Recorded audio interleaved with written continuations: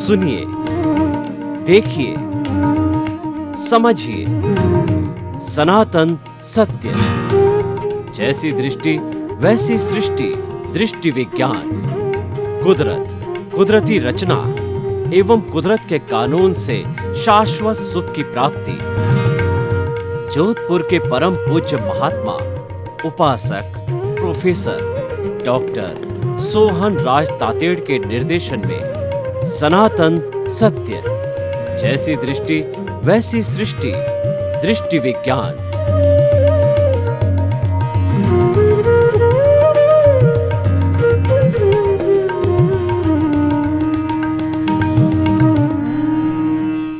भाई और बहनों, मातृशक्ति को नमन।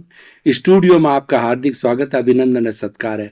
आत्मविज्ञान, साइंस ऑफ द सोल कार्यक्रम के अंतर्गत हम आपको सही दृष्टि, सही सोच, राइट विजन, राइट थिंकिंग के तहत आपकी जो नकारात्मक सोच है, आपका जो गलत चिंतन है, वो गलत चिंतन को हम सही चिंतन के अंदर बदलना चाहते हैं ताकि आप अच्छे इंसान बनो। हमारा गलत चिंतन है वो हमको दुर्जन बनाता है और हमारा सही चिंतन हमें सज्जन बनाता है।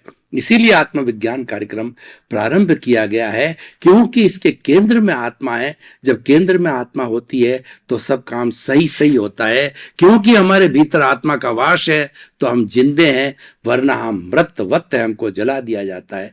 और ये सारा कार्य हम अलग अलग एपिसोड्स के माध्यम से करते हैं। तो आज हम बहुत सुंदर एपिसोड लेकर के आपके सामने आए हैं। वो हमारा एपिसोड है अहंकार और ममकार। भाई और बहनों, बहुत ही सुंदर एपिसोड है। इस दुनिया के अंदर दो ही बुराई है, अहंकार और ममकार। जब अंत समय के अंदर रावण के पास में भगवान राम ने अपने छोटे भाई लक्ष्मण को भेजा कि ये अंत समय इसका आ गया है और ये बाणों की सैया पर सो रहा है और ये वेदों का मर्मज्ञ है, शिव जी का भक्त है, शिव जी का आशीर्वाद प्राप्त है, इसके पास में बहुत ज्ञान है। ये लक्ष्मण, तुम जाओ और रावण के अंत समय में ज्ञान लेकर के आओ। तो एक बार तो लक्ष्मण जी शक पकाए कि भैया क्या कह रहे हैं, शत्रु के पास भेज रहे हैं। भाई का आदेश था, गए और उसकी सिर की तरफ खड़े होकर के और उन्होंने जैसा बताया था ज्ञान देने का वो बोले। तो जो लक्ष्मण, जो रावण ने उसकी तरफ जो है आंख उठाकर भी नहीं देखा और काफी देर खड़े होने के बाद उन्हें लौट के आए कि भैया उन्होंने मुझे कुछ नहीं दिया। तो भगवान राम ने कहा, तुम किधर खड़े थे? कि मैं रावण के सिर की तरफ खड़ा हूं। नहीं, ज्ञान लेने के लिए पैर की तरफ खड़ा होना चाहिए, लघु बनना चाहिए। जो है आप जो है वो प्रभु बन के जाओगे, आप में लघुता का, प्रभुता का भाव आएगा। ज्ञान नहीं मिलेगा, तुम लघु बन के जाओ, उसके पैरों की तरफ खड़े रहो। तो पैरों की तरफ दूसरी बार गए, लक्ष्मण जी खड़े हुए तो लक्ष्मण ने उनकी तरफ देखा, जो रावण ने उनकी तरफ देखा और कहा कि भैया आज जो कुछ ये मेरी स्थिति बनी है ये सब अहंकार की वजह से बनी है। मैं अपने आप को दुनिया का सबसे बड़ा विद्वान समझता हूँ, दुनिया का सबसे बड़ा जो है वो पुण्यवान व्यक्ति समझता हूँ, दुनिया का सबसे बड़ा ऐश्वर्य वाला व्यक्ति समझता हूँ। तो इस अहंकार की वजह से मेरी ये दुर्गति हुई। तो मैं आपको निष्कर्ष में संदेश देना चाहता हूँ कि जीवन में कभी भी अहंकार को स्थान न दें। ये सब दुखों की खान है, ये व्यक्ति को गिराने वाला है, ये व्यक्ति को नारकी में भेजने वाला है, ये हमारी अवनति करने वाला है। इसको कभी भी स्थान ना दो। अहंकार क्या होता है? अहंकार का अर्थ होता है कि क्रोध और मान, क्रोध और मान मिलकर के अहंकार बनता है। अहंकार का मतलब सुपीरियरिटी कॉम्प्लेक्स। मैं बड़ा हूं, मैं राजा हूं, मैं मिनिस्टर हूं, मैं ज्ञानवान हूं, मैं धन दौलत वाला हूं और मैं इतनी संपत्ति का मालिक हूं, मेरे इतने बंगले, इतनी गाड़ियां, इतने नौकर है, इतने चाकर है। इन सब का घमंड करने वाला अहंकारी कहलाता है। सुपीरियरिटी कॉम्प्लेक्स, दूसरे को छोटा समझना, ये अहंकार कहलाता है। और दूसरा ममकार। ममकार का अर्थ क्या हो गया? ममकार को दो कहते हैं। ये होता है हमारा माया और लोभ। माया एक मीठी छुरी है, माया एक धोखा है जो भीतरी आस्तीन का सांप है। भीतर ही भीतर व्यक्ति आपको काटता जाता है, लेकिन आपके सामने मीठी छुरी बनती है। छुरी होती है, उसके ऊपर शहद लगी होती है। जब हम जीभ पर चलाते हैं तो मीठी मीठी लगती है, लेकिन थोड़ी भी अगर अव्यवस्थित से चली तो जीभ को काट सकती है। तो हमारा सामने मीठा बोलने वाला हमको धीरे धीरे धीरे हमको जो है वो निंदित करता जाता है, समाज के अंदर हमारी निंदा बिखेरता जाता है। तो वह ऐसी माया है।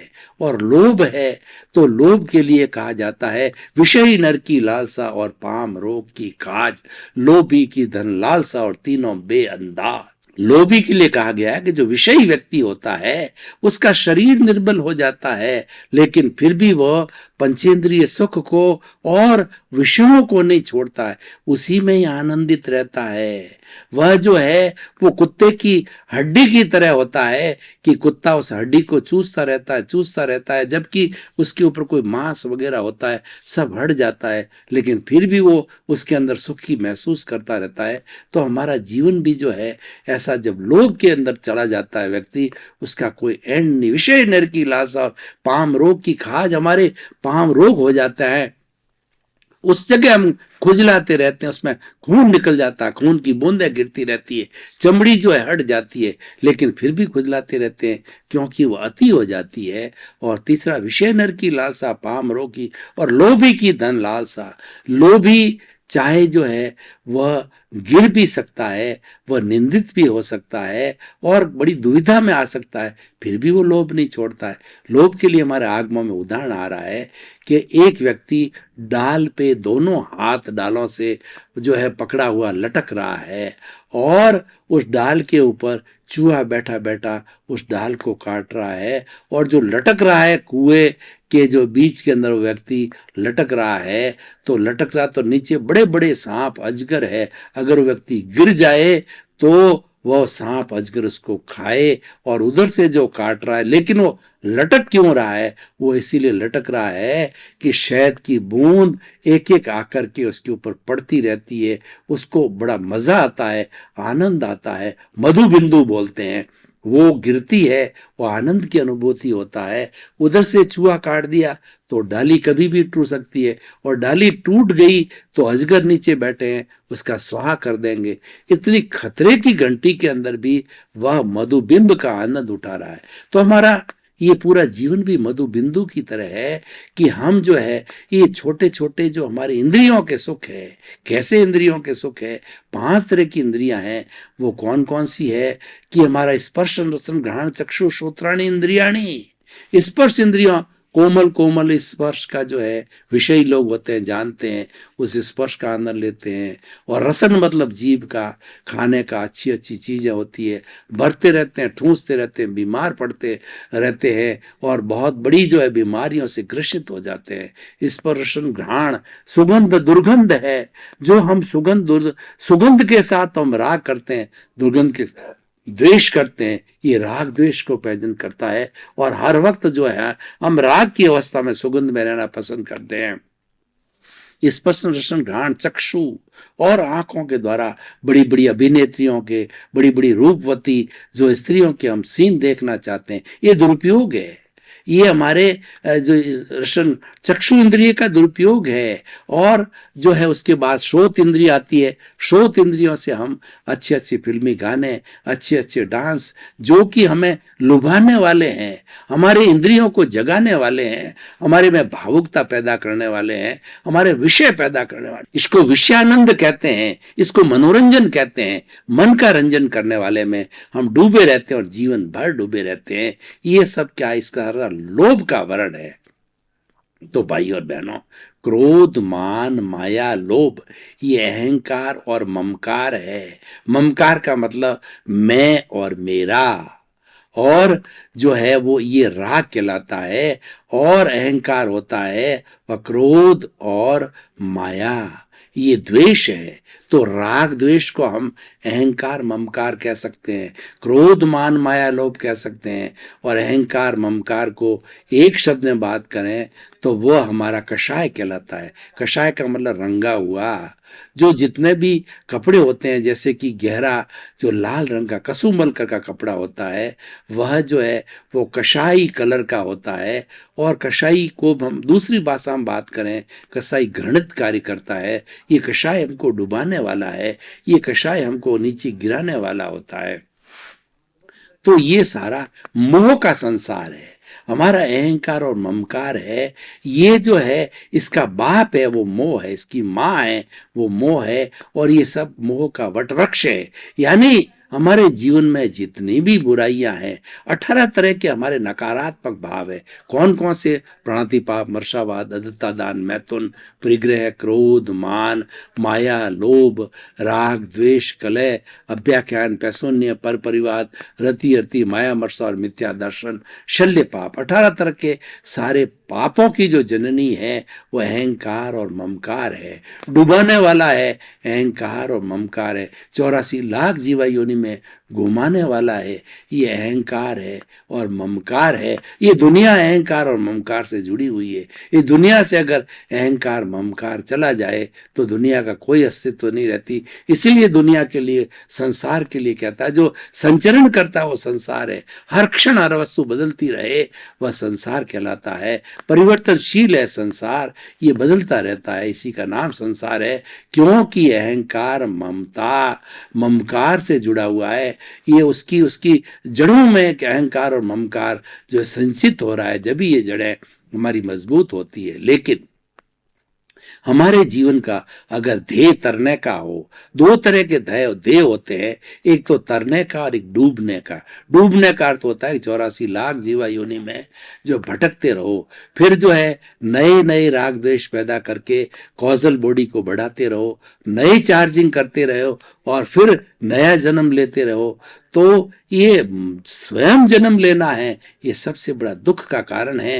एक बच्चा माँ के पेट में 9 महीने उल्टा लटकता है, खट्टी डकारें, उसका खून और जो वो गर्मी, उसकी बदबू को सहन करता है, तो वह भीतर, उसके ज्ञान तो है ही है, तो भीतर चिंतन करता है, प्रभु मुझे जल्दी से जल्दी इस जो है नारकी से निकालो और बाहर निकल करके, और मैं कभी भी आपको नहीं भूलूंगा। यानी आत्मचिंतन करूंगा। जब बाहर आता है तो बाहर जो संसार का जो नियम है, अहंकार और ममकार का जो नियम है, राग द्वेष का जो जिससे संसार बना हुआ है, जिससे कुदरत जो बनी हुई है, कुदरत 2 तरह की होती है। जो कुदरत हमें जैसे जैसे हमारा उपादान है भीतर का, उसके अनुरूप कुदरत की ड्यूटी है कि वैसे संजोग जुटाना। अगर हमारे भीतर उपादान अच्छा होता है, अच्छे संजोग जुटाती है, और भीतर हमारा उपादान है तो निमित्त है, बुरे खड़े खड़ी करती है। ये डेबिट क्रेडिट कराने का, ये उनको उपादान को भुगताने का जो है, ये भुगतान के लिए मन वचन काया रूप ये शरीर है, वो पूर्व जन्म के कर्मों के भुगतान के लिए मिला है। ये सारा काम कुदरत करता है और उसकी रचना और कुदरत के कानून के तहत करती है। तो भाई और बहनों, हम ये कहना चाहते हैं, अहंकार और ममकार ये दुनिया का सबसे बड़ा रोग है। इस रोग को आप हटाइए और आप स्वस्थ होइए। स्वस्थ का अर्थ क्या होता है? स्व में अवस्थित होना। स्व का मतलब होता है अपनी आत्मा में अवस्थित होना, अपने स्वभाव में रमण करना। ये अहंकार में ममकार है, ये विभाव है। जो व्यक्ति स्वभाव में रहता है वह व्यक्ति सज्जन व्यक्ति रहता है, क्योंकि स्वभाव में रहने वाला सच्चिदानंद होता है। सत का मतलब होता है अविनाशी। ये हमारा जो स्वभाव है, हमारी जो आत्मा है वह अविनाशी है। और चित्त का अर्थ हो गया ये ज्ञान दर्शन वाला है, और आनंद इसका लक्षण है, ये सच्चिदानंद है। उस सच्चिदानंद की अनुभूति करना, वो स्वभाव में रमण करना है, वो हमारे जीवन का लक्ष्य होना चाहिए। और स्वभाव में रमण करने वाला वो अहंकार ममकार की प्रतिरोधात्मक शक्ति है, वो कषाय की प्रतिरोधात्मक शक्ति है। वह है हमारा समता भाव, हमारा ज्ञाता दृष्टा भाव, हमारा जो है संवर की स्थिति। वो सारा जो है ये संभाव जो खड़ा करने वाला होता है, ये हमारा अहंकार ममकार का विपरीत है।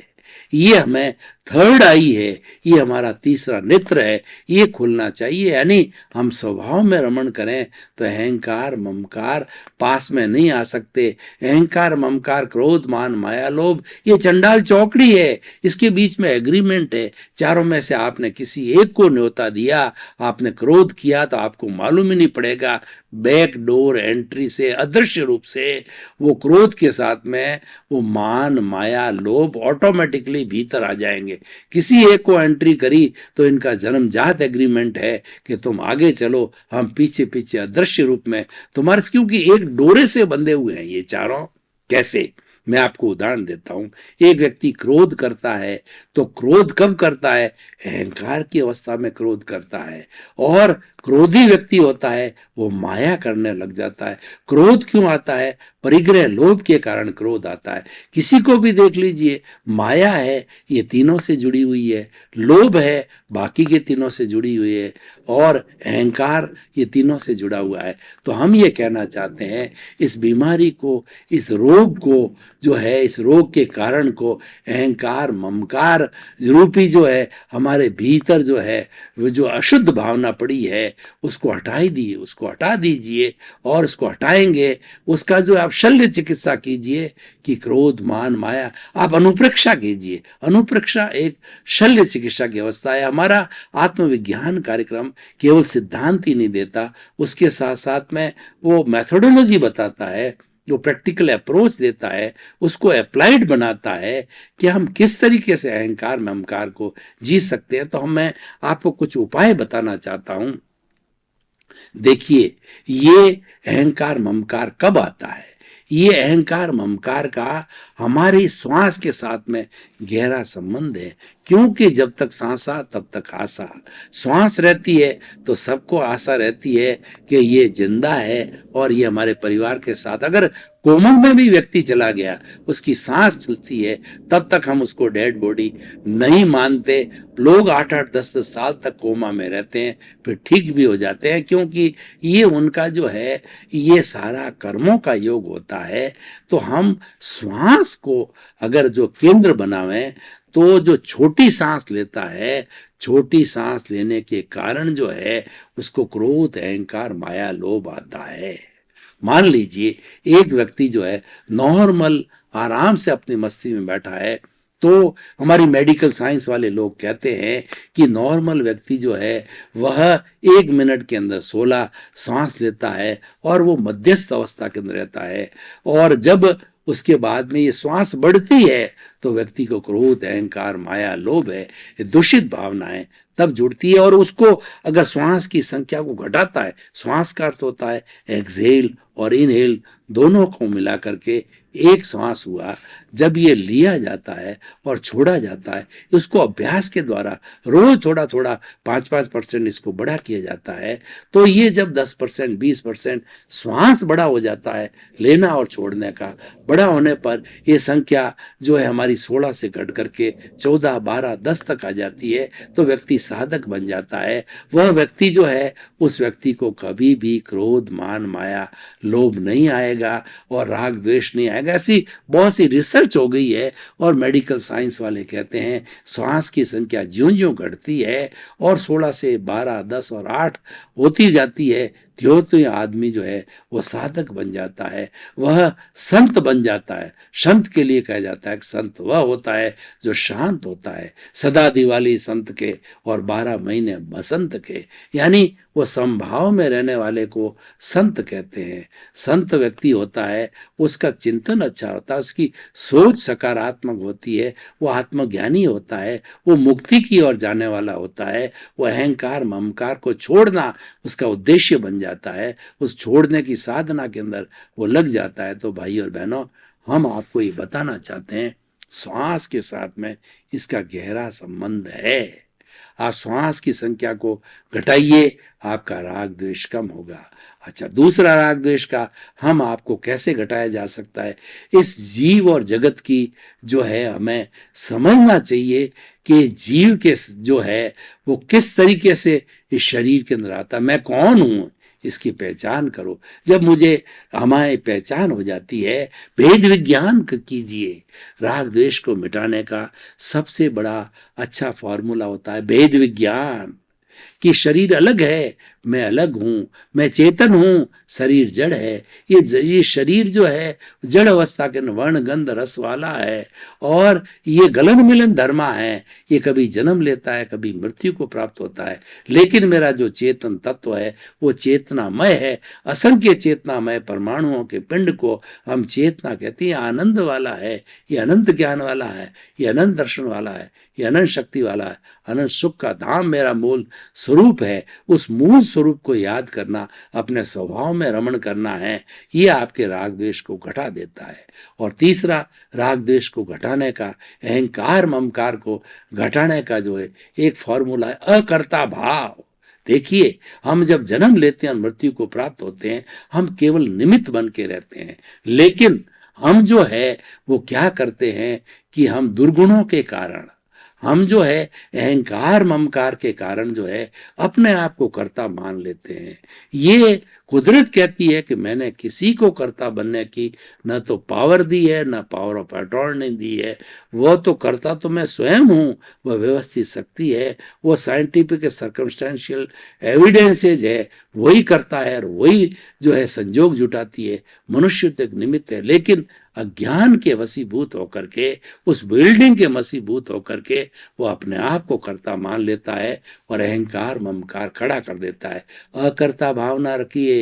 और चौथा जो है मालिकीनी हक, ये शरीर मेरा है, मैं किसी का पिता, कि मैं किसी का पुत्र, मेरे इतने बंगले, मेरे इतनी फैक्ट्रियाँ, मेरे इतनी धन, इतनी दौलत, इतनी पद, इतनी प्रतिष्ठा, ये सब हम जो करते हैं अहंकार ममकार की भावना मालिकाना हक से होता है। तो आप तो ये चिंतन करिए कि शरीर का भी मैं मालिक नहीं हूँ, ये शरीर भी नाशदान है, ये एक संजोग है, ये कर्मों के भुगतान जो ही पूरा हुआ इस जन्म का, इस शरीर को जला दिया जाएगा। जब शरीर अस्थायी है, टेम्परेरी है, क्षण भंगुर है, नाशवान है, तो मैं इसको मालिक कैसे मानूं? मालिकीना हक को छोड़िए तो आप ऑटोमेटिकली अकर्ता हो जाएंगे, ऑटोमेटिकली आप संभाव में आ जाएंगे, ऑटोमेटिकली जो है वो आप जो है वह अपने अच्छे चिंतन में, पॉजिटिव थॉट में आ जाएंगे, और इसको राग द्वेष का जो चिंतन है वो धीरे धीरे धुलता जाएगा। तो भाई और बहनों, हम आपको निष्कर्ष के तौर पर ये बताना चाहते हैं कि दुनिया के दुखों की जड़ है अहंकार ममकार। ये अहंकार ममकार अज्ञान है, ये वेल्डिंग है शरीर और आत्मा के बीच में। दोनों को मुक्त करना चाहते हो आप, शुद्ध बुद्ध मुक्त होना चाहते हो। शुद्ध बुद्ध मुक्त क्यों होना चाहते हो? आपको अक्षय सुख चाहिए। अभी हमारे जीवन में क्या हो रहा है, कभी 1 लाख रुपया मिल गया, हम फूल गए, और थोड़े समय के बाद 2 लाख का घाटा हो गया, हम डिप्रेशन में चले गए, हम दुखी हो गए। तो ये सुख दुख का जो है तराजू है वो डोलता रहता है। तो हम इस सुख दुख के दोनों पलड़ों को जो है संतुलित कर दें, हमेशा जो है बैलेंस, जैसे कि दोनों कैसे रहता है उस बैलेंस में रहें, तो वो अक्षय सुख की अवस्था है, वो परमानेंट सुख है। उसको प्राप्त करने के लिए राग द्वेष को छोड़ना पड़ेगा। तो निष्कर्ष में मैं कहना चाहता हूं कि ये राग द्वेष क्या है? ये कॉजल बॉडी है, ये राग द्वेष है। कॉजल बॉडी है, अहंकार ममकार है, सब दुखों की जननी है, अहंकार ममकार है। सबसे बड़ी जीवन में अशुद्धि है, अहंकार ममकार है। अहंकार ममकार हमारे 8 तरह के द्रव्य कर्म हैं, 148 तरह की प्रकृतियां हैं। ये हमारी नकारात्मक सोच है, इसको हमें समाप्त करना, इसको धोना है।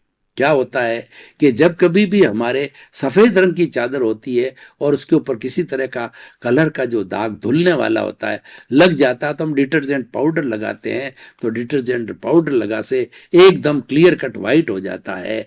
तो उसी तरीके से हमारी आत्मा मैली हो चुकी है, हमारे आत्मा के ऊपर अहंकार ममकार का जो है आवरण आया हुआ है। अहंकार ममकार का आवरण कैसे है कि हमारी आत्मा असंख्य चेतनामय परमाणुओं के पिंड पिंड को आत्मा कहते हैं।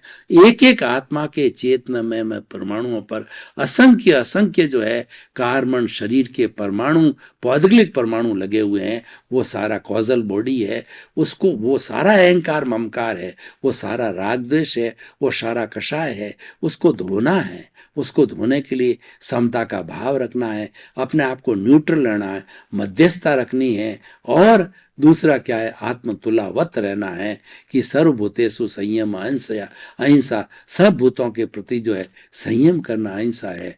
वो आत्मतुलावत हमको रहना है, सबकी आत्मा को अपनी आत्मा समझती रहनी, किसी के साथ भेद विवाद नहीं करना है, और दूसरे के अस्तित्व को स्वीकार करना है। जब हम किसी प्राणी के अस्तित्व को अस्वीकार करते हैं तब हम अन्याय करने लग जाते हैं, तब हम सारी बुराइयों की जड़ में गिरफ्त हो जाते हैं।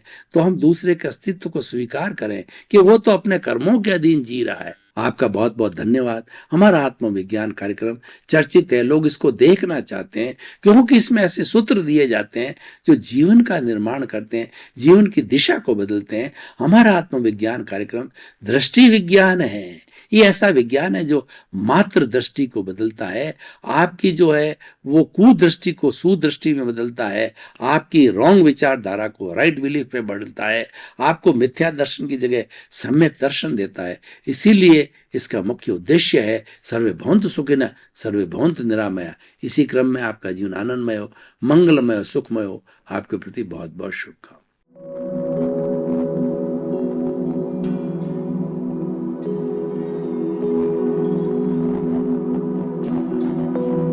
एक ऐसा अंतर्राष्ट्रीय ख्याति प्राप्त मानव जो गुरु प्रेरणा से पिछले 20 वर्षों से वानप्रस्थ जीवन जीते हुए 24 घंटे मानवता की सेवा में संलग्न है।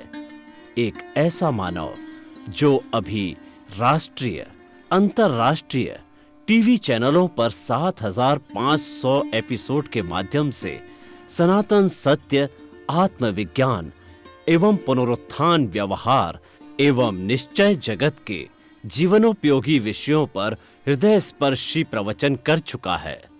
उस मानव का नाम है महात्मा उपासक प्रोफेसर डॉक्टर सोहन राज तातेड़। प्रोफेसर तातेड़ द्वारा योग, दर्शन, शिक्षा विषयों पर रचित पीएचडी स्तर के 250 शोध ग्रंथ भारत के 100 प्रतिष्ठित विश्वविद्यालयों में शोधार्थी पढ़ रहे हैं तथा वे सभी शोध ग्रंथ वहां की सेंट्रल लाइब्रेरियों में उपलब्ध हैं। महात्मा सोहन राज ने अभी तक हजारों स्कूलों, कॉलेजों, विश्वविद्यालयों एवं संस्थाओं में सेमिनार, वर्कशॉप, कैंप लगाकर लाखों विद्यार्थियों को योग, दर्शन, शिक्षा का प्रशिक्षण देकर उन्हें सुसंस्कारित किया। डॉक्टर तातेड़ ने भारतीय संस्कृति उत्थान के 4000 से अधिक समसामयिक विषयों पर आर्टिकल लिखकर ऑनलाइन जर्नल, पत्रिकाओं, वेबसाइट्स पर प्रकाशित किया, जिसका उपयोग लाखों पाठक कर रहे हैं। उपासक तातेड़ के 5000 से अधिक आज का सुविचार, आज का शुभ संदेश, आज का मंगल भावना योग आदि चिंतन websites, Twitter, blogger, Facebook, YouTube माध्यमों से लाखों लोग अपना जीवन निर्माण कर रहे हैं।